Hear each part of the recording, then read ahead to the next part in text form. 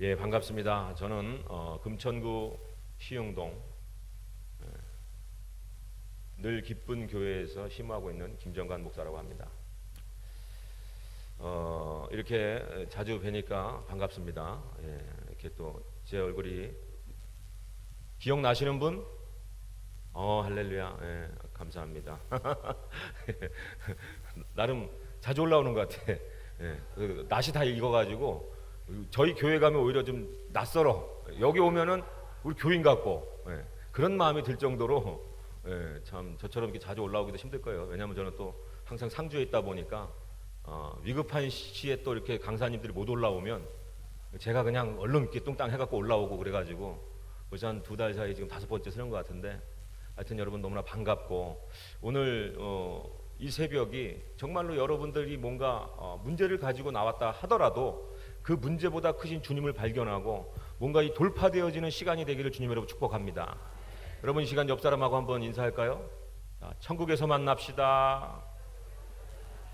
예, 천국에서 만납시다. 예, 할렐루야. 우리가 뭐 지금 가자는 건 아니고 예. 근데 여러분 지금 가자고 해도 우리는 아멘 할 수 있어야 돼요. 근데 지금 가자고 하는데 주님 지금 오시겠다고 하는데 근데 뭔가 내가 좀 더 뭔가 해야 될 게 있다라는 생각, 또 내가 지금 가기엔 뭔가 좀 어정뛰다는 생각, 이런 생각이 있으면 여러분 그거 좀 신앙이 잘못된 거예요. 우리가 여러분 아시겠지만 가장 중요한 게 인생의 목적이 뭡니까? 예수 믿고 구원받아 천국 가는 거예요. 이 땅에 사는 동안에 여러분 그것이 흐트러지면 안 되는 거예요. 여러분 하나님이 이 땅을 사랑하신다고 요한복음 3장 16절에 말씀하고 있습니다. 그렇죠? 근데 이 세상을 사랑했다고 했는데 이 세상을 하나님이 만드신 그 피조물들을 모두를 사랑하긴 사랑하시죠. 근데 우리가 한 가지 알아야 될 건 뭐냐면 우리가 반드시 이 세상에 사는 동안에 거듭남을 경험해야 된다는 거예요. 이 거듭남이 없이는 절대로 우리가 천국에 갈 수 없는 줄 믿으시기 바랍니다. 그렇기 때문에 지금 여러분들이 거듭나지 않은 상황에서 그 문제의 해결을 놓고 아웅바둥 해봐야 아무 소용이 없다라는 거예요. 저도 첫애를 유산했던 경험이 있어요. 물론 제가 남자인데 제가 한 건 아니죠. 제 집사람이 이제 유산을 했는데 그 참 굉장히 마음이 아픈 현실을 겪었었어요. 근데 여러분 생각해 보십시오. 집사람하고 저하고 1년 동안 살면서 1년 만에 아이가 생겼던 거예요. 근데 그 아이가 뱃속에서 3개월 정도 있다가 유산되었을 때 말할 수 없는 슬픔이 저를 어떻게 감싸더라는 거예요. 그 집사람과 정말 지금도 그때 생각하면은 둘이서 부둥켜 안고 꺽꺽 울던 시절이 생각이 나요. 막 기도굴에 가서 막 2시간씩 부르짖어 기도하고 막 주님 이 아픔을 어떻게 달래야 될 줄을 제가 모르겠습니다.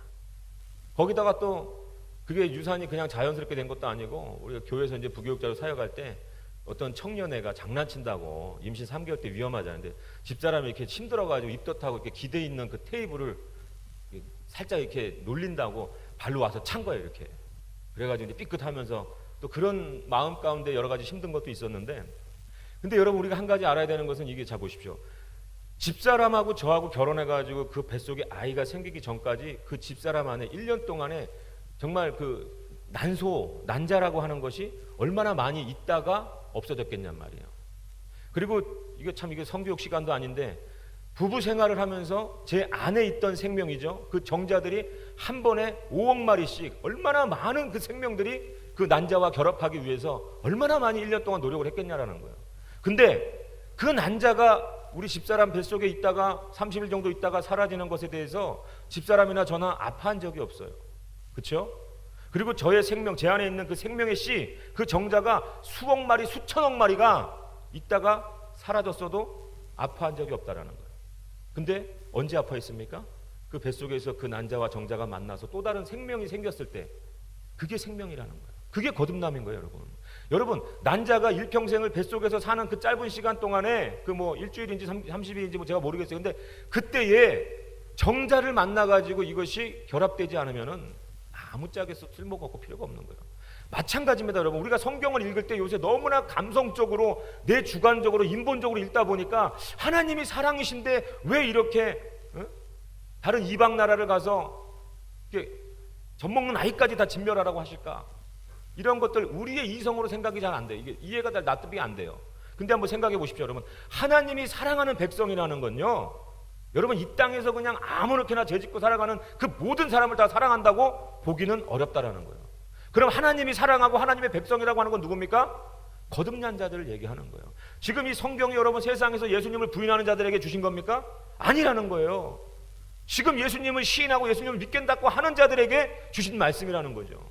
그렇기 때문에 하나님이 정말로 이 땅 가운데 이 세상을 사랑하사 독생자 외아들을 십자가에 달려 죽이시고 우리를 구원하신 것은 그 거듭남을 통해서 하나님의 자녀를 삼으시기 위함이라는 것이죠. 그렇기 때문에 여러분, 지금 거듭나지 않은 상황에서 이것저것 바래봐야 다 쓸데기 없는 거라는 거예요. 여러분, 창세기 1장 27절인가요? 거기에 보면은 하나님께서 사람을 지으실 때 하나님의 형상대로 지으셨다고 말씀하고 있어요. 여러분, 그 형상이라고 하는 게 뭡니까? 영이신 하나님이 형상이 있었겠어요? 저희 같은 눈, 코, 입이 있었겠습니까? 그렇지 않은데도 불구하고 형상이라고 하는 거는 물론 신학적인 용어로는 뭐 공유적인 성품이다 이렇게 얘기를 하지만, 쉽게 말씀드리면 그게 뭐냐? 여러분, 이 추운 날 끼려고 장갑 회사에서 그 장갑을 만들 때 어떤 형상으로 만드냐? 사람의 손의 형상으로 만드는 거예요. 그래서 그것을 시판하고 팔다 보면은 누군가 손 시려워서 그것을 사가지고 가져가서 껴보면 그 사람의 형상으로 만들었기 때문에 사람의 손이 정확하게 들어가서 맞는 거예요.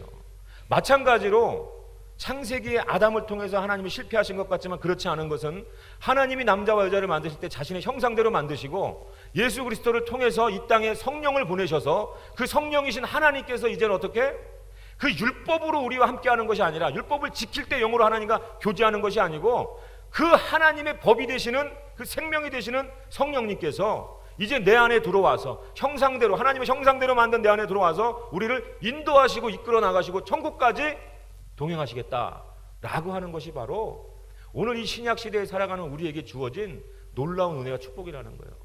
근데 여러분, 우리가 성령이 충만하지 않고 이 땅 가운데 이 기도의 성상까지 올라와가지고 내 사리사욕을 위해서 끝까지 내 안에 하나님이 계신지 계시지 않는지도 조차도 그것이 점검이 안 되면서, 그러면서도 나와가지고 그냥 열심히 떼까 피면서 금식하면 되겠지, 뭐 그냥 뭐 기도만 하면 되겠지, 그것이 아닌 거예요. 그래서 오늘 제가 저와 여러분이 오늘 이 말씀을 통해서 정말 나누고 싶은 것이 뭐냐, 여러분들이 이 자리까지 오는데 여러 가지 어려움이 있었을 줄 믿습니다. 여러 가지 어떤 자녀의 문제, 또 남편과 아내의 어떤 불화, 또 교회 안에서의 어떤 그런 성도들과 또 목사님과 어떤 관계의 문제, 또 여러 가지 뭐 병원에서 뭐 말기 암의 진단을 받고 이 시한부 인생의 선고를 받은 사람들도 있을 것이고, 또한 여러 가지로 회사가 부도나서 빨간 딱지가 더덕더덕 붙어있는 그런 상황을 껴안고 이 자리까지 오신 분도 있을 거예요. 근데 오늘 제가 소개해드리고자 하는 이 말씀 가운데 우리가 반드시 이 시간 회복돼야 되는 것은 여러분들이 가지고 온 문제보다도 월등히 먼저 회복돼야 되는 그러한 문제라는 것이죠. 이것이 회복되지 않고 이것을 우리가 취하지 않고 절대로 여러분들이 가지고 온 문제가 그냥 해결된다고 해도 여러분의 영혼의 상태는 그대로라는 거예요. 그대로. 여러분, 자녀들 용돈 줘보잖아요. 그죠? 용돈 주면 전과 사야 돼. 전과 하니까 되게 옛날 사람 같네. 무슨 뭐 동화 전과 뭐 이런 거. 뭐 교과서 뭐 참고서 사야 돼. 뭐 읽을 거 사야 돼. 뭐 하여튼 뭐 여러 가지 어떤 핑계를 가지고 자녀들이 와서 돈을 가져가요. 근데 여러분, 그거 한번 해줬다고 해서 그 자녀가 더 이상 뭐 와서 이제 돈 달라는 소리 안 합니까? 뭐 마지막이야 하면서도 그 다음날 되면 또 다른 이유로 돈 달라고 하는 거예요. 왜 그렇습니까? 우리도 마찬가지로 가져온 문제 한 가지 해결하고 돌아간다고 해도 여러분, 세상에서 우리를 수백만 가지의 문제들이 우리를 기다리고 있다는 거예요. 그렇기 때문에 우리가 기도의 성선에 올라왔을 때 어떤 마음이 돼야 되느냐, 그 문제를 이길 수 있는 DNA, 예수 그리스도의 DNA가 우리 안에 들어와야 되는 거예요. 그 예방접종 맞고 가야지 세상의 잡다한 균들이 우리를 틈타지 못하는 겁니다. 할렐루야. 그래서 오늘 저와 여러분들이 정말로 회복해야 될 것이 있는데 그게 무엇이냐? 바로 상한 심령이라는 거예요.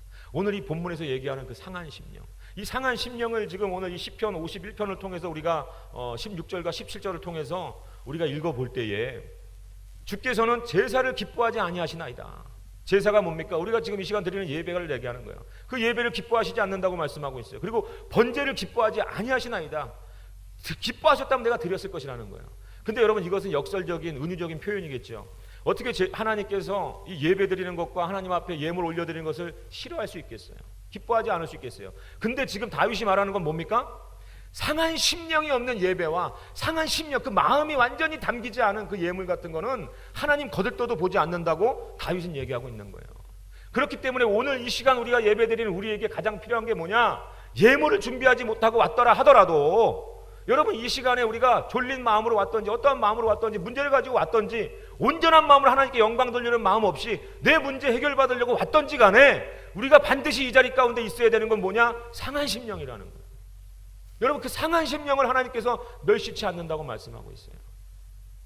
그렇기 때문에 우리가 하나님께 나아가는 데 있어서 가장 탁월한 것이 바로 이 상한 심령이라는 것이죠. 이 상한 심령에 대해서 간단히 좀 더 설명을 드리면 다윗이 사무엘상 그 11장 그 전반으로 해가지고 그 우리야 장군의 아들 밧세바를 취하지 않습니까? 그리고 나서 나단 선지자가 왔을 때 그 죄에 대해서 지적하니까 하나님이 보내신 나단 선지자를 통해서 깨닫고 자신이 얼마나 하나님을 근심시키고 하나님 앞에 얼마나 그 패역하고 몹쓸 짓을 했는지를 깨닫고 나서 울며 불며 기록한 시가 바로 오늘 이 51편의 시편이라는 거예요. 제사를 기뻐하지 아니하시고 번제를 기뻐하지 아니하시고 하나님이 원하시는 그 상한 그 정말 온전한 제사는 내가 깨어진 마음, 이 깨어진 마음, 상한 심령이라고 하는 거예요. 여러분 지금 심령이 어떻습니까? 대부분의 여러분들의 심령이 지금 상한 심령인데 하나님이 원하는 상한 심령으로 그것을 바꿔줘야 된다는 거예요. 지금 여러분들의 상한 심령은 그냥 예수님 믿지 않는 사람들도 살다가 망하면, 살다가 문제가 생기면, 살다가 어떠한 그런 곤고와 핍박이 있을 때 생기는 그런 아픈 마음이에요. 근데 그런 아픈 마음을 자신이 스스로 그냥 혼자서 어떻게 해보려고 갖고 있으면 그것은 그냥 자신의 고난에 그냥 끝나지 않지만 그 상한 심령, 그 아픈 마음을 가지고 하나님 앞에 나오면서 내가 이렇게 된 것이 하나님 앞에 범죄했기 때문이라는 마음을 가지고 하나님 앞에 나올 때 하나님이 그 심령을 위로하시고 그 어떤 누구보다도 높이 세워주는 하나님께로 가까이 끌어들이는 하나님의 마음을, 그 하나님의 사랑을 부어주는 그 하나님의 자녀로서 반드시 갖춰야 될 상한 심령이라는 거예요. 그래서 오늘 이것을 우리가 회복해야 된다는 것입니다. 오늘 이 상한 심령이라고 하는 것이 내 죄와 허물로 인해서 정말로 그 부서진 마음을 얘기하는 거예요. 그래서 이 영어 성경에 보면은 broken spirit이라고 합니다. broken. 그러니까 완전히 어떻게 접시가 공중에서 떨어져서 완전히 깨져버린 걸 얘기하는 거예요. 여러분 접시가 깨져서 산산조각 나버린 거예요. 그럼 여러분 생각해 보십시오. 우리가 때로 다칠 때가 있어요. 뭐 찢어질 때가 있어요. 그러면 자연히 살이 붙고 새살이 나고 그렇죠? 회복이 됩니다. 자연 치유가 된다라는 거예요. 나무도 뭐 하나 가지 꺾어 놓으면 거기서 진이 나와가지고 또 이렇게 죽지 않고 살아나죠. 근데 여러분 이 접시 같은 것이 공중에서 떨어져서 완전히 산산조각 나고 부서졌을 때 그것을 다시 사용할 수 있게끔 만들 수 있는 방법은 없다라는 거예요. 접시 스스로가 그것을 회복할 수가 없다라는 거예요. 그 정도로 이 상한 심령이라고 하는 것은 하나님 앞에 나올 수밖에 없는 심령이라는 거예요. 여러분들의 그 깨어진 마음, 깨어진 환경 가운데 그 접시같이 깨어지고 그냥 조각나버린 그 환경, 그 마음이 아무리 우리가 울어도 아무리 누군가에게 상담을 하고 아무리 내가 주변 사람들에게 하소연을 해도 그 문제를 절대로 어찌할 수 없다는 것을 깨달을 때 그때가 바로 상한 심령이라는 거예요. 그 심령을 가지고 우리는 누구에게 나와야 되느냐? 전적으로 하나님께만 매달리며 하나님께 나올 때 그 상한 심령을 하나님께서 기뻐하신다라는 거예요. 왜? 그 상한 심령을 통하지 않고는 하나님께 온전함을 갖춰서 나오는 자들이 없다라는 거예요. 그러니까 많은 자들이 지금 교회 나와서 큰 교회 다니면서 복 줄 것을 생각하고 교회 다니고 더 많은 복을 받기 위해서 헌금하는 사람들이 있단 말이에요. 여러분 헌금하면 그 복 못 받느냐? 제가 그 말씀을 드리는 게 아니에요. 교회에서 봉사하고 헌신하면 복 못 받느냐? 그 말씀을 드리는 것이 아니라 이 기독교라고 하는 것은 이 예수님을 믿는다는 것, 따른다라는 것은 뭐냐면 이 땅에 만연해 있는 기복신앙, 뭐 불교 가서도 빌고 만신무당한테서도 갈고 고사 지내면서 그 비는 그러한 복을 추구하는 그러한 종교가 아니라는 거예요. 예수 그리스도가 내 주가 되시고 그 예수 그리스도가 십자가를 지심으로 우리가 누구나 반드시 마지막 때에 겪어야 될 그 죽음과 그 멸망 가운데 처할 수밖에 없는 우리 같은 죄인을 예수 그리스도의 피값으로 사셔서 하나님의 자녀를 만드셨다는 이 사건이 바로 우리에게 놀라운 축복이라는 것이죠. 우리가 어떻게 살든지 간에 오늘 제가 같이 한번 인사드린 게 뭐예요? 천국에서 만납시다 아닙니까? 이 땅에서 어떻게 우겨싸움을 당하고 얼마나 힘들게 뭐 여러 가지 핍박 가운데 그 공고 가운데 경제적 어려움 가운데 우리가 사는 한이 있어도 그 가운데 하나님을 만나서 우리가 반드시 저 천국에 들어가는 것이 우리의 목표가 되어야 되지 않겠냔 말이에요. 아무리 이 땅에서 기도응답 몇 가지 받았다고 내가 잘 먹고 잘 쓰다가 솔직히 말해가지고 어려울 때는 하나님 앞에 매달리고 그 상한 심령을 가지고 하나님 앞에 나오는데 그 문제 좀 해결되면 우리가 어떻습니까? 여러분 스스로가 너무 잘 알잖아요. 응? 돈 생기면 놀러 가기 바쁘고, 안 그렇습니까? 없으니까 이 자리에 와서 또 앉아 있는 거 아니에요. 막히니까 이 자리에 와서 앉아 있는 거 아니에요. 그렇기 때문에 진정한 문제 해결은 뭐냐? 여러분, 하나님이 여러분 하나님께 축복받지 말라는 말이 아니고 어떠한 재정적인 축복, 건강의 축복, 자녀의 축복을 주더라도 그것이 온전히 하나님으로부터 온 것을 깨닫고 알고 하나님 뜻대로 사용하는 자가 된다면 하나님 절대로 여러분에게 그러한 놀라운 축복을 허락하시지 않을 이유가 없다라는 거예요.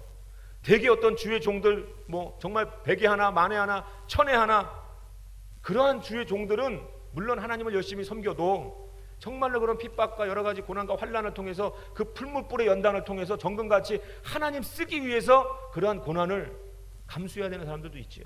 물론 여러분들도 예외는 아니에요. 그러나 여러분들이 그 풀무불을 통해서 정금같이 단련된 후에는 하나님이 세우시겠죠. 쓰시겠죠.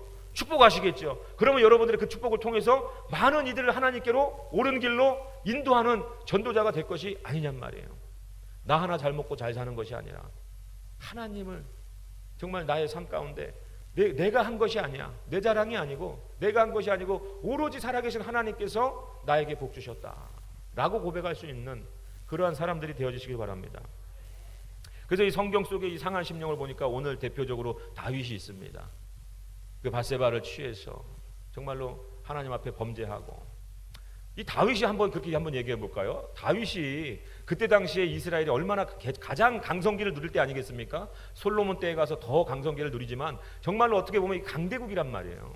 강대국의 왕 임금이, 여러분 생각해 보십시오.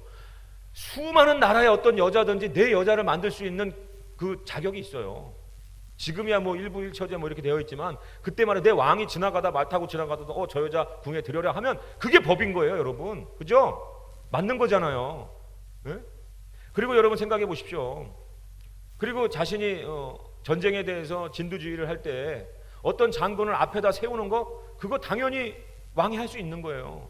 그러다 죽었다? 전쟁에선 그냥 아주 비일비재한 일인 거예요. 우리아 장군을 앞에 세웠는데 죽었어요. 물론 그것이 그 형식적으로 보여지는 표면적으로는 그 왕이 누구에게도 그것은 죄가 아니라는 거예요. 근데 오늘 본문에서도 그렇고 여러분 그 사무엘상 12장에도 그렇잖아요. 내가 여호와 하나님께 범죄했다고 하는 게 뭡니까? 하나님은 그 가운데 그 10년 가운데 다윗의 그 악함을 보는 거예요. 누구도 자기 여자를 만들 수 있고, 근데 하나님 뭐라고 그래요? 네가 더 필요했으면 내가 이것도 줬고 저것도 줬을 것이라는 거예요. 근데 하나님 보시기에 그 심령 안에서의 그 본심이, 하나님이 보시는 그 중심이 악했다라는 거예요. 그것을 다윗조차도 사실은 깨닫기가 힘들었을 거예요. 근데 나단 선지자가 왔을 때 다윗이 깨닫는 거예요. 여러분 너무 신기하지 않습니까?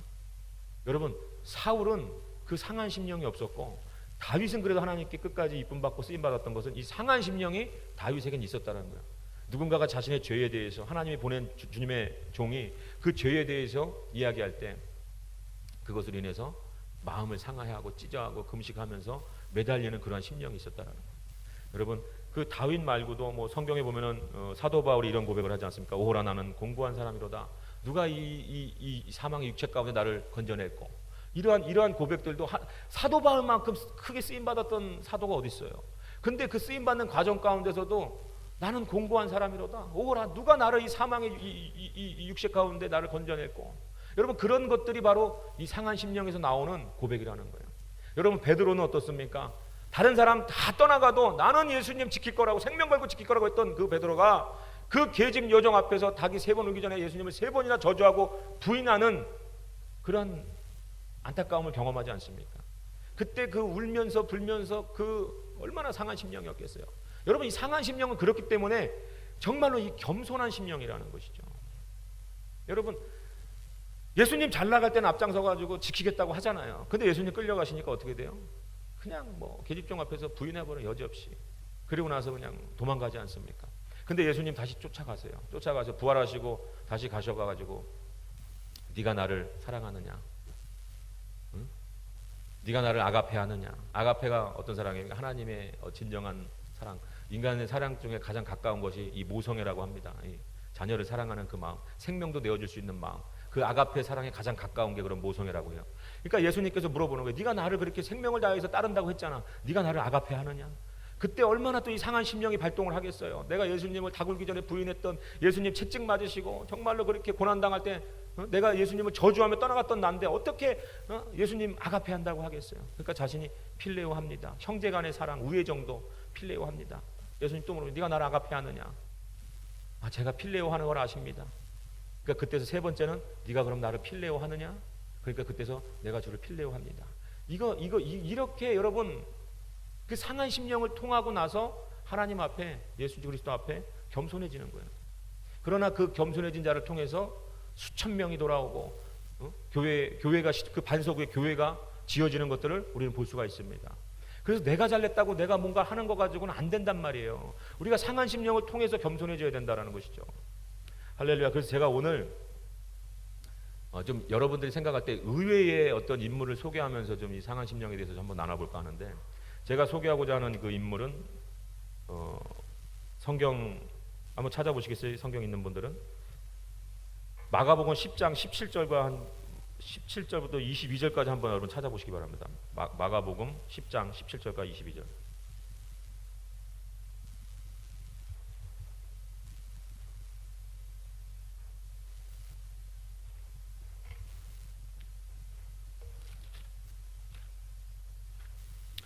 찾으셨나요? 거기에 보면은 마가복음 10장, 그죠? 마가복음 10장이 아니네요. 9장이네요. 예, 9장 죄송합니다.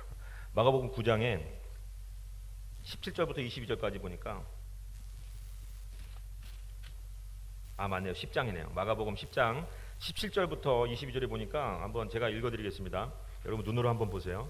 예수께서 길에 나가실새 한 사람이 달려와서 꿇어 앉아 묻자오되 선한 선생이여 내가 무엇을 하여야 영생을 얻으리이까? 예수께서 이르시되 내가 어찌하여 나를 선하다 일컫느냐? 하나님 한 분 외에는 선한 이가 없느니라. 내가 계명을 안 하니 살인하지 말라, 간음하지 말라, 도둑질하지 말라, 거짓 증언하지 말라, 속여 빼앗지 말라, 내 부모를 공경하라 하였느니라 하니까 이때다 싶어가지고 이 부자 청년이 뭐라고 합니까? 그가 여짜오되 선생이여 이것은 내가 어려서부터 다 지켰나이다. 그러니까 예수께서 뭐라고 말씀하십니까? 그를 사랑하사 이르시되 내게 아직도 한 가지 부족한 것이 있으니 내가 가서 내게 있는 것을 다 팔아 가난한 자들에게 주라. 그리하면 하늘의 보화가 내게 있으리라. 그리고 와서 나를 따르라 하시니 22절 한번 같이 읽을까요? 시작. 그 사람이 재물이 많은 거로 말씀으로 인하여 슬픈 기색을 띠고 근심하며 가니라. 아멘. 여러분, 오늘 여러분들이 한번 제 설교를 듣기 전에 여러분들이 그동안 들었던 어떤 그 설교적인 지식, 그러니까 많은 목사님께 들었던 것들을 좀 잠깐 내려놓고 제 말씀을 좀 청정해 주시기 바랍니다. 여러분, 이 설교를 통해서 많은 목사님들이 이렇게 설교를 하죠. 틀렸다는 거 아니에요. 저도 그렇게 설교를 한 적이 있고요. 이 부자 청년이 만약에 정말로 이때 전 재산을 팔고 예수님을 따랐다면은 그 제자들 가운데 빅3라고 있잖아요. 뭐 요한, 베드로, 야고보, 그 가운데 들어갔을 것이라는 학자들의 어떤 그런 견해가 있어요. 그렇기 때문에 이 너무나 안타까운 부자 청년이라는 거죠.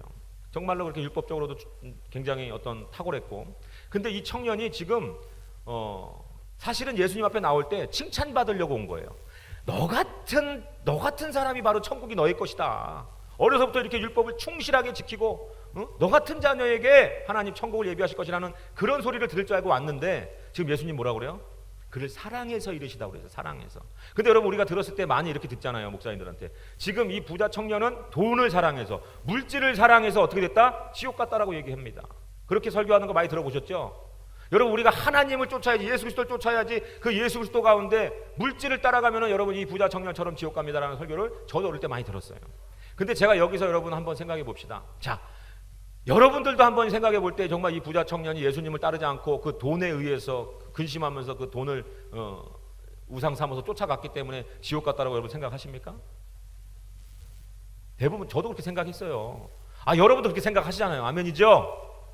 자, 근데 제가 여러분 말씀드리는 건 뭐냐면 이 성경 말씀을 가지고 너무 우리가 추상적으로 그냥 많이 듣다 보니까 귀에 딱쟁이가 앉게 듣다 보니까 그냥 우리한테 별로 그냥 무감각하게 듣는 그런 말씀이 되어버린 거예요. 여러분 오늘 한번 이 시간 생각해 보시기 바랍니다. 여러분 하나님께서 오늘 우리가 이 시간 기도 통성 기도할 때 하나님이 영으로 우리 심령 가운데 찾아오셔가지고 오늘 이 부자 청년에게 했던 그 말씀처럼 네가 가지고 있는 전 재산을 팔아서 내가 지정하는 그 기부 단체에다가 다 주고 나를 따르든지 아니면 교회에다 다 헌금을 하고 따르든지 이 기도원에다가 전 재산을 팔아서 헌금한 다음에 네가 나를 따르라. 그냥 빈몸으로 집도 없이 절도 없이 돈도 없이 통장에 잔고 한 푼 없이 네가 그냥 나오라는 거예요. 하나님 따르라는 거예요. 그럼 내가 도울 자를 통해서 너에게 신학비 정도는 대줄게. 그러면 그 신학교 쪽방이나 어느 교회 골방 같은데 식당 쪽방, 저도 전도사 때 그렇게 살았거든요. 그래서 식당 쪽방에서 너를 재워줄 곳은 내가 마련할 테니까 전 재산을 팔고 나를 한번 따라봐라 라고 만약에 여러분에게 하나님 말씀하신다면 아멘 할 수 있는 분 계세요? 할렐루야 감사합니다. 네. 여기 계신 분들 거진 다 아멘 하실 수 있는 분들이라 너무 감사합니다. 우리 교회는 그렇지 못해서 어떡할까요?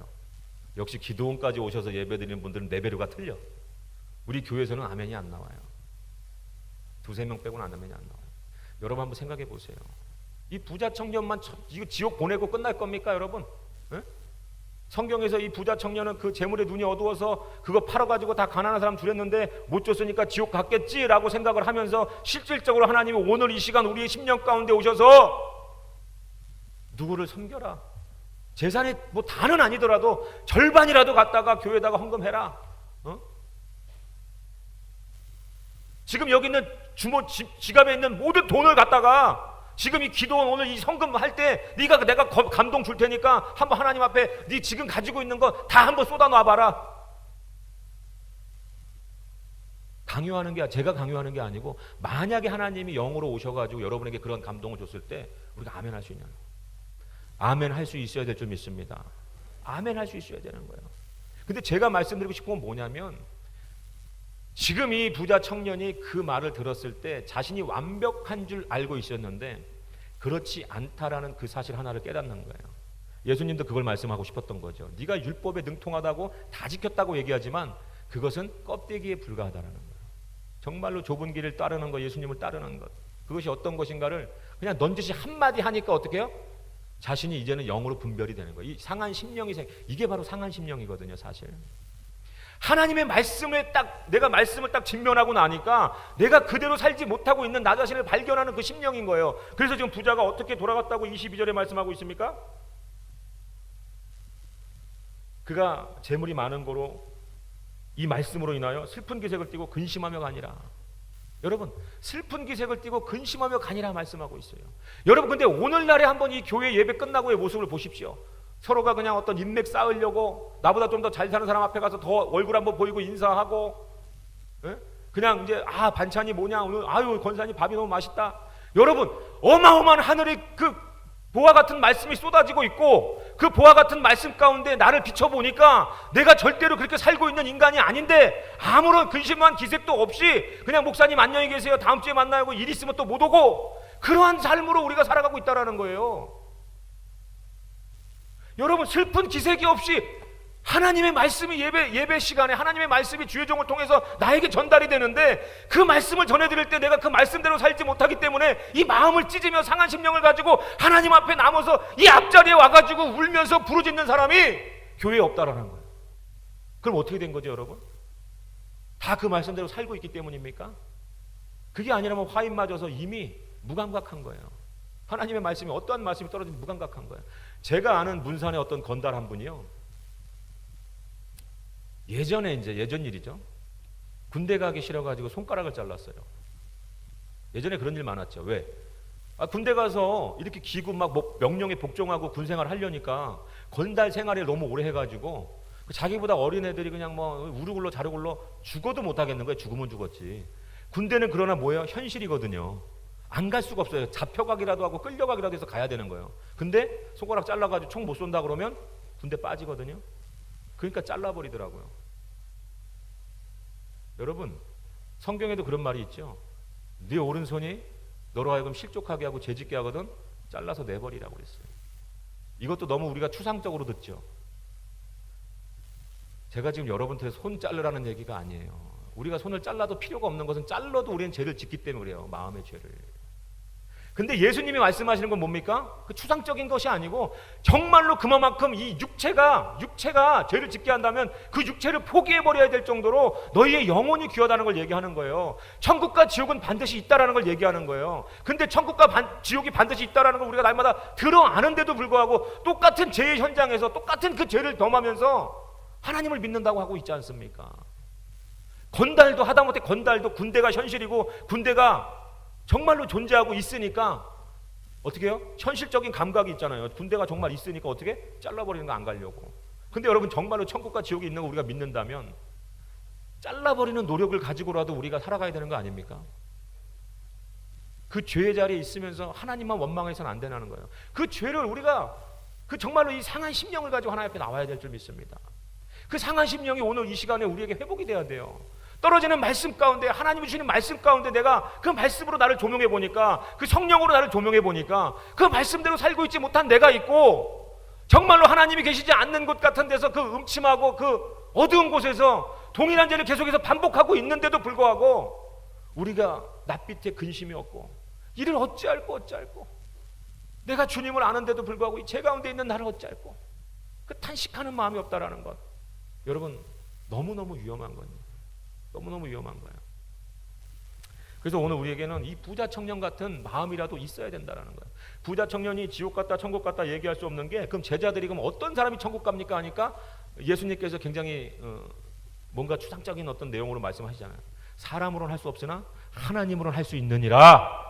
아멘. 그러니까 이 부자 청년도 지금은 그 상한 심령을 가지고 돌아갔을지 몰라도 언젠가 다시 그 상한 심령을 부여안고 끙끙대다가 결과적으로는 정말로 다 내려놓고 주님을 따랐을 수도 있다라고 우리는 볼 수가 있어요. 왜? 예수님이 분명히 본문에 뭐라고 했습니까? 사랑하사 이르되 했거든요. 사랑하사.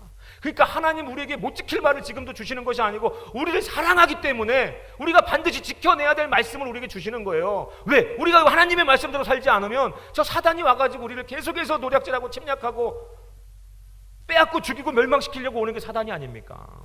그렇기 때문에 우리는 하나님의 말씀을 바로 듣고 그 말씀대로 순종해야 될 줄로 믿습니다. 그래서 여러분 많은 사람들이 지금 이 종교의 영에 빠져가지고요. 제가 지금 유튜브에 영상을 이제 제 설교로 몇 가지 올렸는데 11조 설교 제가 올린 거하고 방언 설교 올린 거에 굉장히 댓글들 공격이 많더라고요. 11조에 대해서 부인하는 사람들 막 일일이 대꾸하기도 힘들어요.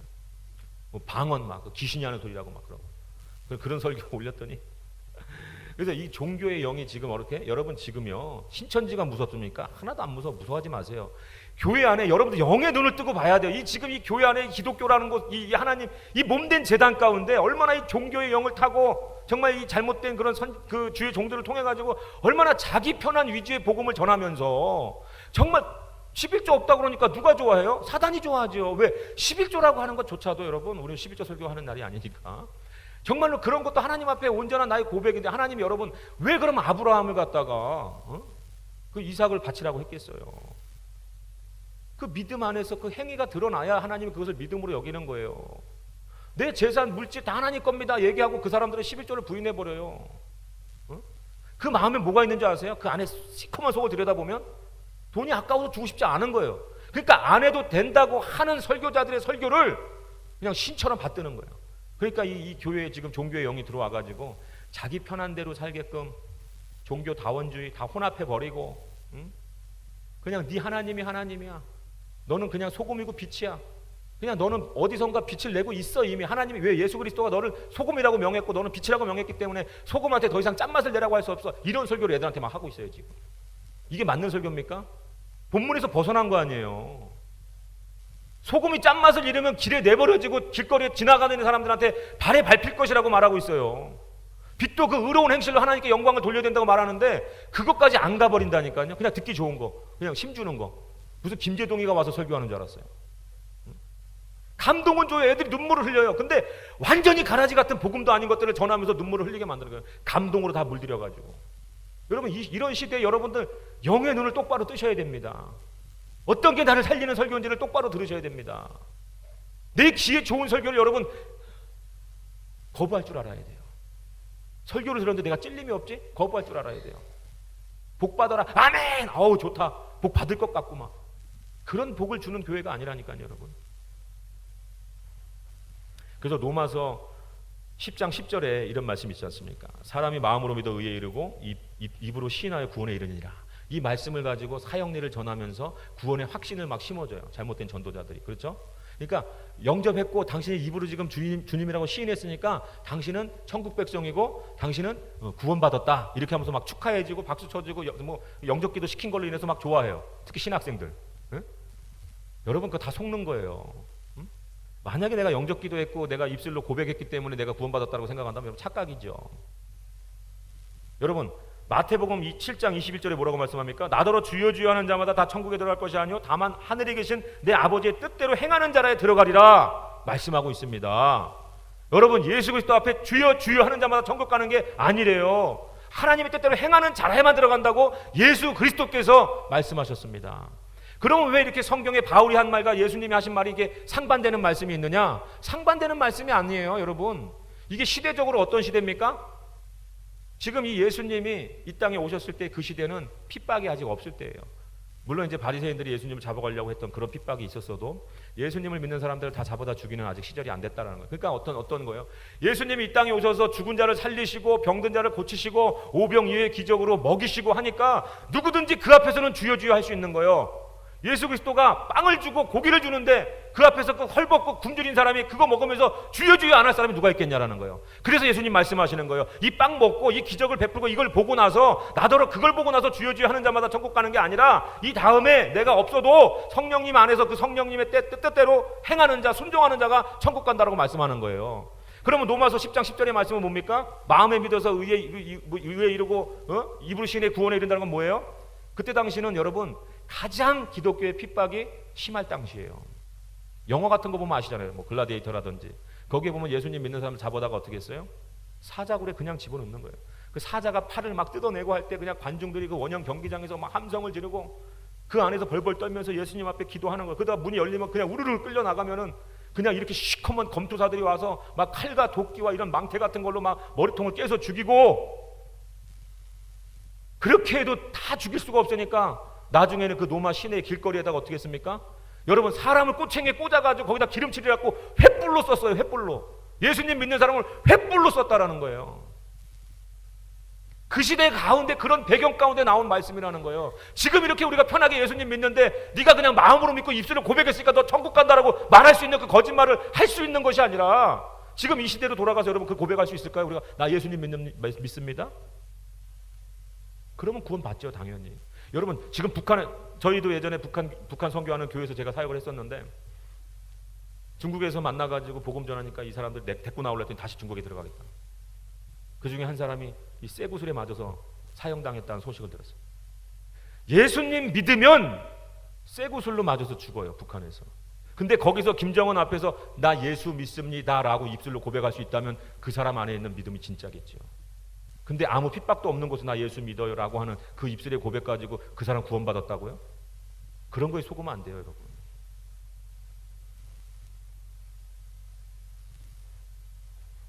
그래서 이 말씀들이 특히 반대되는 말씀이 아니고 그 시대의 시절의 배경과 그 시절의 배경이 틀리다라는 것을 우리가 이해해야 될 줄로 믿습니다. 그래서 여러분 이 상한 심령이라고 하는 것이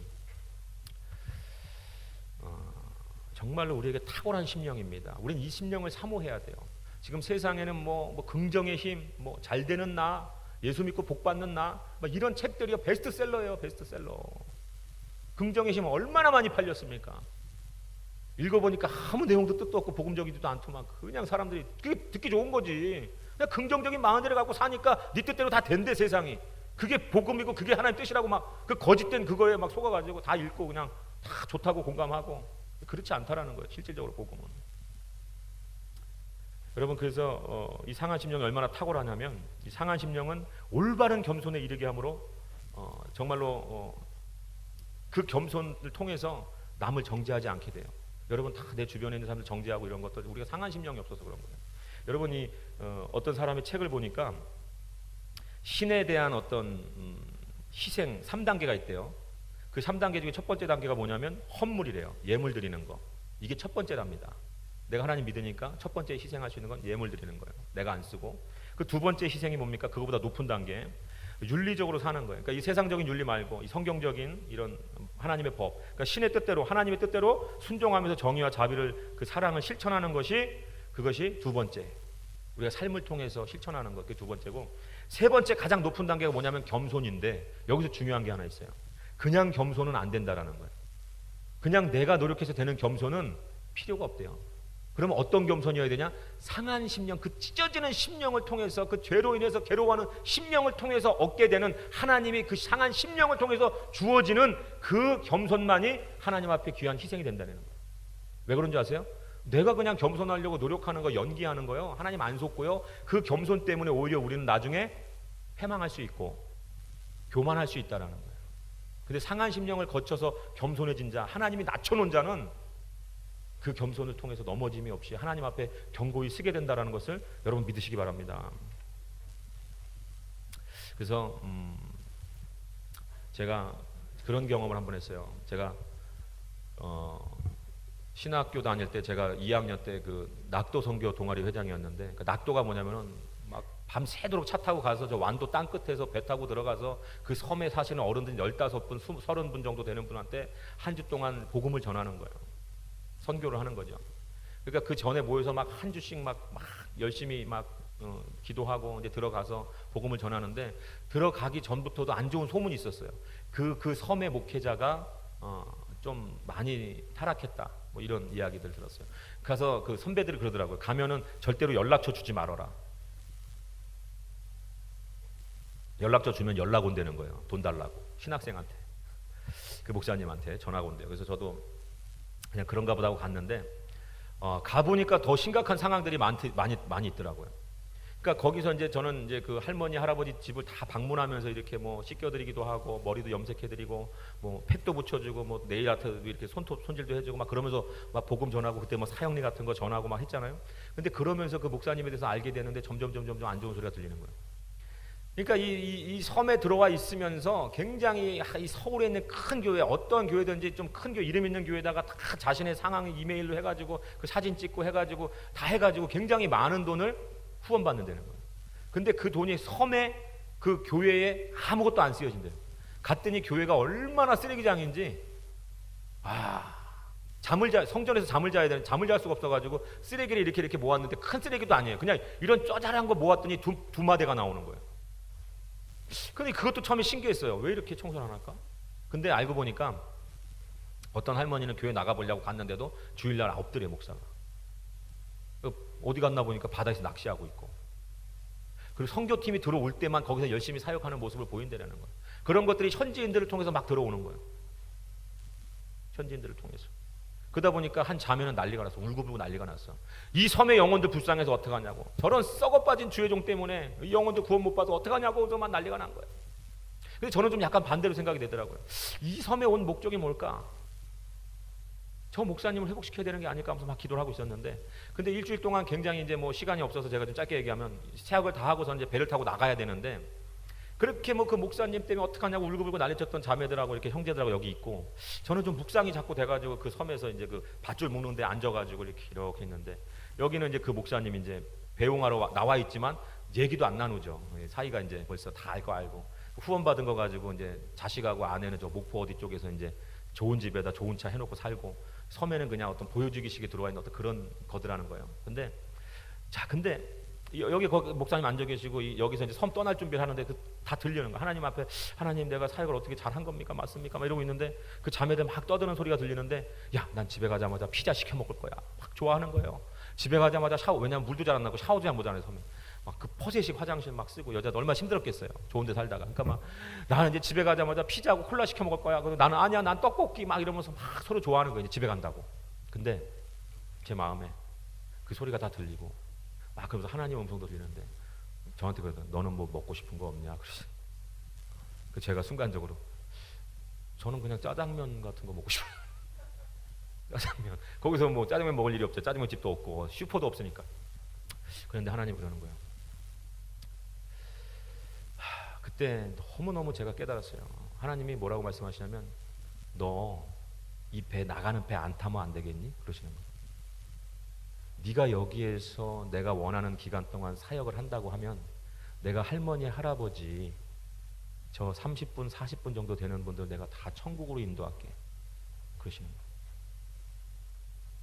제가 그때 신학교 2학년 때였어요. 평생이 될지도 몰라요. 응? 하나님 있으랄 때까지니까. 그러니까 예를 들면 그거예요. 너 이 섬에서 죽는다고 네가 여기서 선교지를 삼고 여기 오면 내가 저 영혼들 너를 통해서 다 구원해 줄게. 너 그렇게 할래? 여러분 같으면 어떠시겠어요? 제가 지금 만약에 하나님 물어봤다면 아멘. 하나님 뜻이라면 여기서 죽겠습니다. 할 수 있을 것 같아요. 뭐 그것도 장담은 못 하겠어요. 그러나 그 신학교 2학년 때 그 말이 안 나오는 거예요. 뭐만 나오는지 아세요? 하염없는 눈물만 나오는 거예요. 하염없는 눈물만. 내가 주의 종이라고 내가 주님께 목숨 걸겠다고 내가 다짐하고 주의 종이 됐는데 섬에 일주일 왔다가 지금 짜장면 먹고 싶은 생각 가운데 있는 저들하고 다를 게 없는 거예요. 그래서 이 섬에서 지금 이제 나가고 싶은 마음밖에 없는 거예요. 근데 하나님이 그렇게 말씀하시는 거예요. 내가 저 섬을 향해서 울고 있다. 너희들이 이렇게 웃고 있고 무엇을 먹을까를 고민할 때 내가 저 섬에 저 영혼들을 향해서 내가 울고 있다. 내 눈물에 같이 함께 울어줄 자가 이렇게 없느냐. 근데 제가 눈물이 나는 거예요. 하나님 잘못했어요. 죄송했어요. 근데도 내가 여기 있겠단 말이 안 나오는 거예요. 그러면서 그 목사님이 볼 때 다시 보이는 거예요. 빛이 나는 거예요. 그러면서 하나님 말씀하시는 거예요. 너희들이 아무리 그런 세속적인 그런 가치를 가지고 너희가 아무리 그 전도사들밖에 안 되는 것들이 아직 기름 부어 내가 종으로 세우지도 않은 것들이 신학 조금 배웠다고 그 영혼에 대해서 조금 그거 조금 그냥 깨알 만큼 마음 품었다고 와가지고 내가 세운 종이나 정죄하고 있고 그러다 가는 너희들이 주의 일을 했다고? 사형리 전해가지고 영접기도 몇 명 시켰다고 그거 서로 나 3명 나 4명 하나님 마음이 찢어지게 아파하고 있는 그 마음을 내가 느끼면서 이게 아닌데 얼마나 마음이 아픈지 몰라요. 그래서 그 목사님을 가서 위로해드리면서 목사님 힘내십시오. 그래도 나는 너희들은 어떻게 볼지 몰라도 내가 여기에 있으라고 할 때 있겠다고 하는 종이 저거 하라는 거예요. 저분 다 싫다 다 아니다 하는데 그래도 물론 중간에 어렵고 힘들고 그 섬에 여러분 그 조그만 섬에 그 15가구밖에 없는 섬에 여러분 28년 평생을 살아보십시오. 여러분 성도 한 명 없이 여러분 같으면 온전하게 거기서 주일 청소하면서 있을 수 있겠나. 그러니까 저도 그 전에 정죄했고 저러면 안 되지 않나 내가 저런 종이 되지 말아야지 했는데 하나님이 네가 여기 좀 있어 볼래 하는 그 순간에 상한 심령이 발동이 되니까 나는 온 데가 없는 거예요. 잘난 나는 온 데가 없고 하나님 앞에 죄인 뺏기 남는 게 없는 거예요. 죄인 뺏기. 그러니 누가 누구를 정죄할 수 있습니까? 여러분 교회 안에서 권사 정죄하고 목사 정죄하면서 여러분 안에 상한 심령이 없으니까 여러분들이 그 심령이 돼보지도 않았는데도 정죄하는 거예요. 판단하는 거예요. 여러분 이거 우리 정말 조심해야 됩니다. 여러분 정말 재밌는 게 뭐냐면 이 나단 선지자가 다윗 앞에 왔을 때요 다윗한테 뭘 얘기를 하는지 아세요? 양을 가지고 비유를 해요. 양을. 어떤 부자는 양과 염소가 소가 많았고 어떤 자에게는 그 암염소 새끼 염소 샀는데 그걸 자식같이 딸같이 길렀다. 근데 그걸 뺏어가지고 손님을 대접했다. 그 부자가. 그랬더니 다윗이 뭐라고 그래요? 죽여야 된다고 하는 거예요. 죽여야 된다고. 응? 자 여기 정말 재밌는 건 뭐냐면 예수님께서 하나님께서 어떻게 역사하시냐면 다른 거 비유할 것도 많을 텐데 왜 양을 비유를 들었겠어요? 다윗은 목동이었기 때문에 다윗의 어린 시절의 처지를 얘기하는 거예요. 그 아버지의 양을 품고 그 추울 때는 양을 끄안고 자고 그 양이 아프면 내 잔에다 같이 그 양을 먹이면서까지 그 양을 케어하고 그 양을 품에 안고 그 양을 누가 물어가면 가서 쫓아가서 그 곰이고 사자고 싸워서 그 양을 다시 살려오고 했던 그 다윗의 모습이 어떻게 모바락되면서 그 생각나게 한다라는 거예요. 그러니까 다윗이 흥분을 하는 거예요. 근데 나단이 그게 당신이다라고 얘기를 하는 거예요. 여러분 우리 하나님은 우리의 과거를 통해서 그러니까 이 상한 심령이라고 하는 것은 그 왕의 절대적인 권력의 자리에서 순간적으로 목동의 자리로 내려다 놓는 게 이게 하나님이 주시는 탁월한 심령, 상한 심령이라는 거예요. 여러분 목사의 자리에 있습니까? 권사, 장로의 자리에 있습니까? 여러분 처음에 그 전전 근검하면서 하나님도 모르고 세상 가운데 살았던 그것을 벌써 잊어버렸다면 상한 심령만이 우리를 그 자리로 그 정말로 예수님 처음 만났던 자리로 돌려놓는 심령인지를 믿으시길 바랍니다. 제가 몇 달 전에 1년 전인가 설교 준비를 토요일날 하고 있는데 집사람이 이렇게 접시에다가 복숭아를 깎아온 거예요. 평소엔 그러지도 않는데 참 그날따라 신기하게 또 신경도 안 쓰는데 애들 키우느라고 그래서 복숭아를 깎아왔길래 집사람이 야 오늘 뽀뽀 좀 해줘야 되겠는데 막 이러면서 이제 설교 준비를 하는데 안 그래도 출출했었거든요.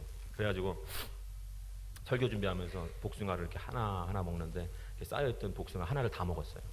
그리고 설교 준비를 계속 하는데 맛있게 먹고 이제 든든하네 하고 하는데 어느 순간인가 설교 준비하다 말고 제가 복숭아 접시를 딱 눈에 들어오는 거예요. 그래서 그 복숭아 접시를 딱 봤는데 제 마음이 찢어지는 거예요. 마음이 너무 아픈 거예요.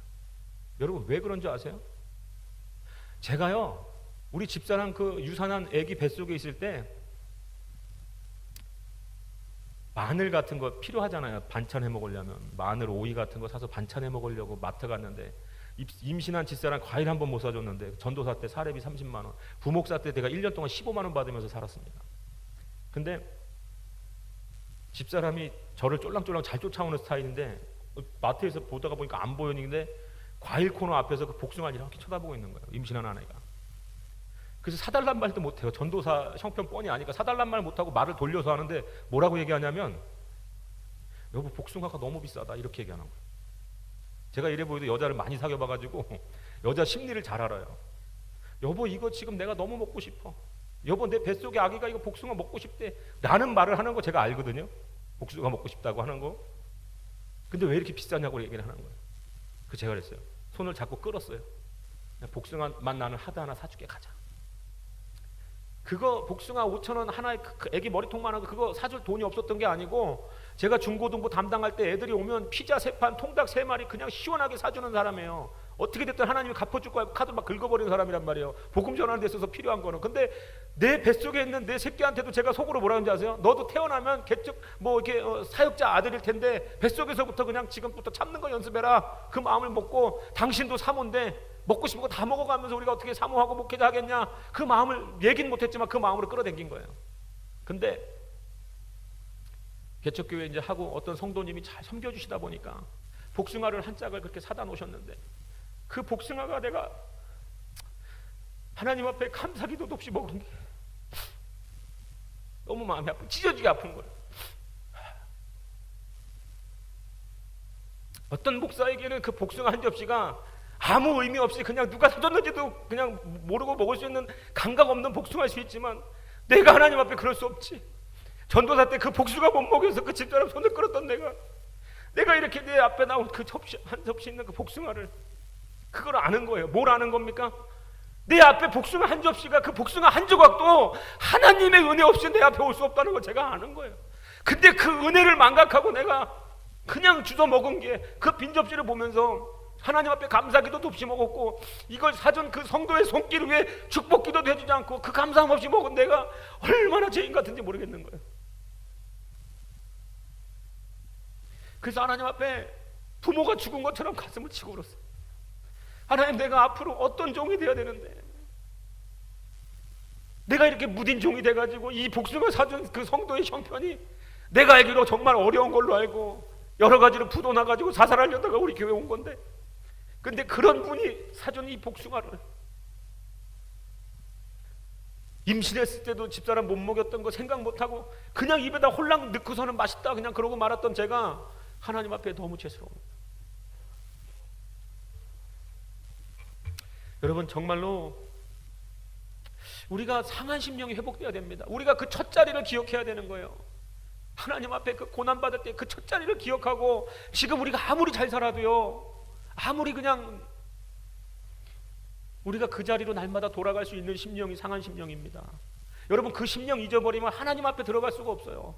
하나님은 제사를 기뻐하시는 것이 아니고 그 번제물 그 헌금을 기뻐하는 것이 아니라 정말로 우리의 마음을 하나님 앞에서 그 죄 가운데 이거 허물 가운데 날 구원하신 그 십자가의 감격 가운데 우리의 그 정말로 나를 구원하신 그 하나님의 마음 가운데 우리가 그 상한 심령을 가지고 하나님 앞에 들어가야 될 줄로 믿습니다.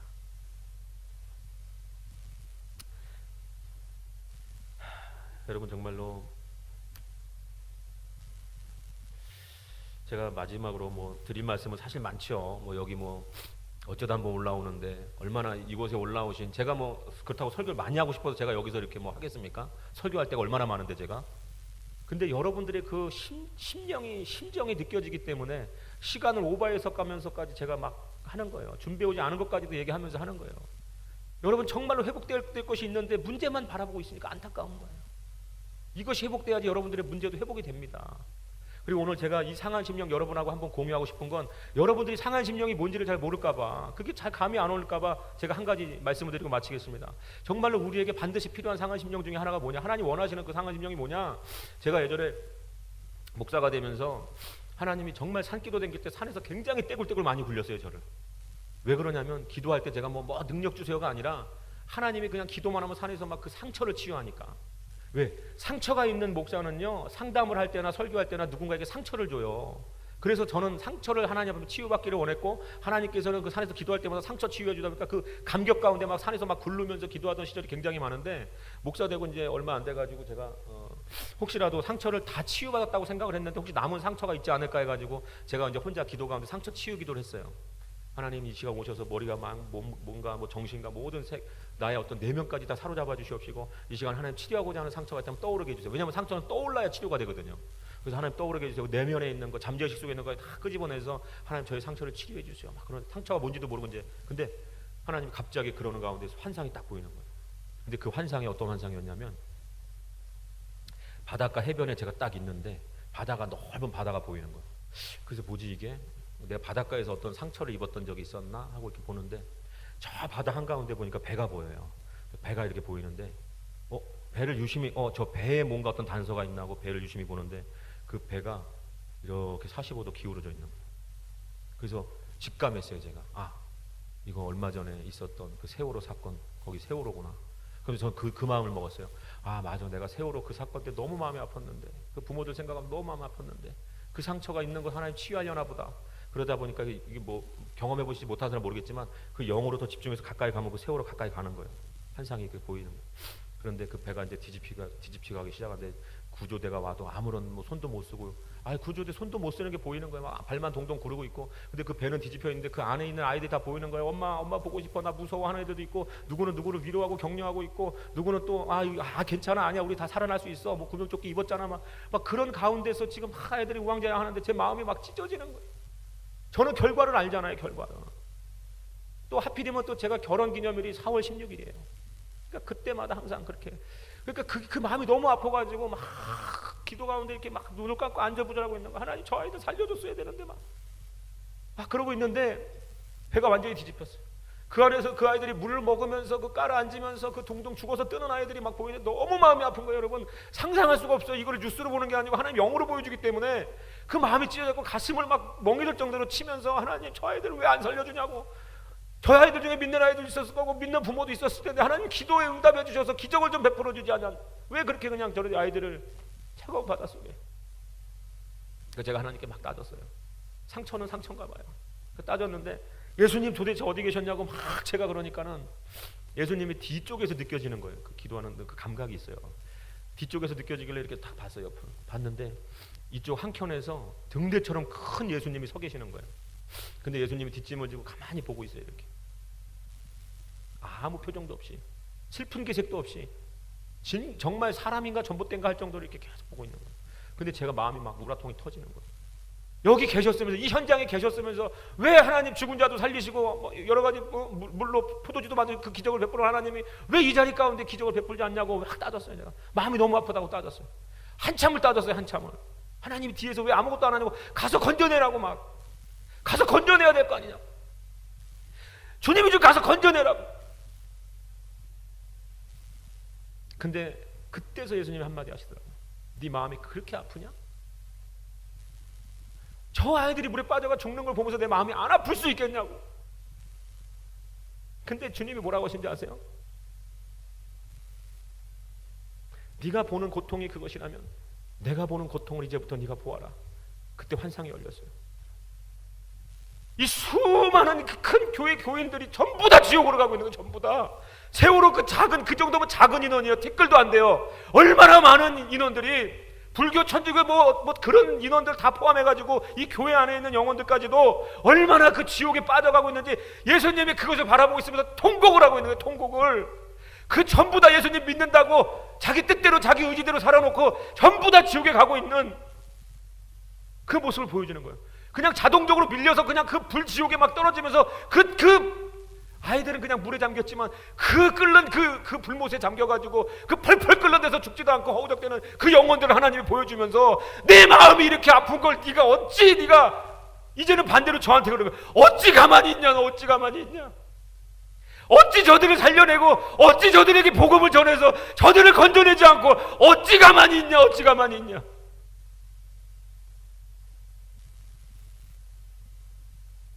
제 아픔은 온데간데 없었어요. 그 예수 그리스도의 아픔.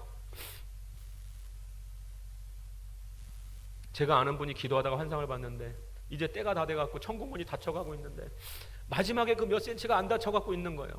그래서 그 사람이 기도하면서 가까이 가서 봤더니 그 천국문 닫혀가고 있는데 그 틈에 양 한 마리가 껴갖고 피를 철철 흘리고 있대요. 근데 그게 우리 예수님이랍니다. 한 영혼이라도 더 천국 안에 들어와야 되는데, 그걸 위해서 누군가 나가서 전해야 되는데, 다들 자기 먹고 사는 문제에 급급해가지고, 여러분 그것을 제가 하나님 보여주고 나니까 내 주변에 얼마나 많이 지옥 갈 사람들 얼마나 많은지 몰라요. 얼마나 많이. 친척 중에도, 이웃 형제간에도 그 영혼들이 세월호에 빠진 저 영혼들보다 더 불쌍하게 지금 지옥으로 가고 있고, 이 마지막 때에 복음 전하지 않으면 다 지옥에 빠질 영혼들인데 네가 어찌하여 가만히 있냐는 거예요. 어찌하여. 여러분, 하나님의 마음 가운데 우리가 가까이 가야 돼요. 이 상한 심령은 여러분 우리가 절대로 치유받아서는 안 되는 상한 심령인 겁니다. 이것은 사역자에게만 있는 상한 심령이 아니라 예수 그리스도 앞에 생명받은 자라면, 정말 예수 그리스도가 그 피값으로 사신받은 자라면, 하나님의 자녀된 자라면 우리가 우리 주변에 있는 자들을 먼저 바라봐야 될 거 아닙니까?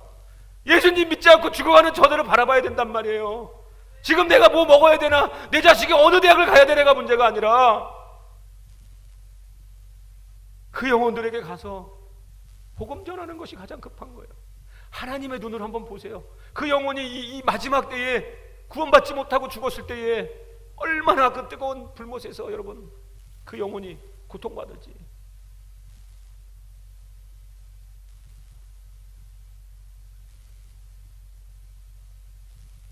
오늘 이 시간에 우리가 이러한 상한 심령을 회복해야 될 줄 믿습니다. 여러분 한번 생각해 보세요. 남편을 위해서 기도한다고 하는데 여러분 정말 그 영혼 사랑해서 기도합니까? 네? 나 편하려고 기도하는 건 아니에요 혹시? 이 남편이 술 좀 안 먹어야 되는데 예수님 좀 저 좀 고쳐주시고 바람 좀 안 폈으면 좋겠는데, 그러니까 교회 좀 나오게 해달라고 구원해달라고 기도하는 게 그 영혼이 정말 불쌍해서 그 영혼이 그 불못에서 그 빠질까봐 기도하는 겁니까? 아니면 좀 편하게 살고 싶은 마음 때문에, 내 욕심 때문에 기도하는 겁니까? 하나님 이거를 뚫어보신단 말이에요. 뚫어보신단 말이에요.